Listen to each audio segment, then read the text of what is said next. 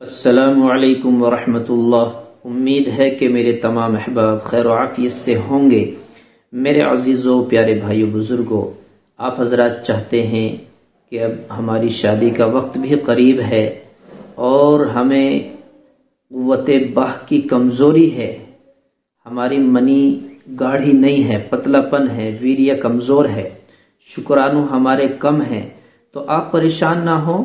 आप शादी से 2-3 महीने पहले, दवाई नहीं लेनी, 2-3 महीने पहले 4 चीजें ले लेनी है जो आपके घर में भी मौजूद होगी। आपको 2 लौंग लेनी है, 2 लौंग, 2 किशमिश लेनी है, 2 बादाम लेने हैं।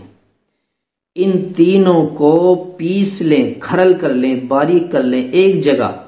अब इनकी गोली सी बन जाएगी। इन्हें एक तरफ रखें और फिर एक खजूर ले लें।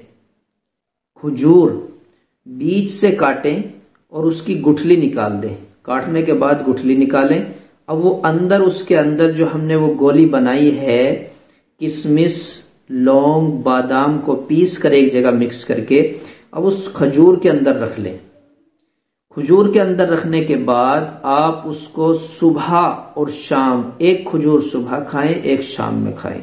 इसी तरह मुंह में डालें और चूसते जाएं, उसको खत्म कर लें।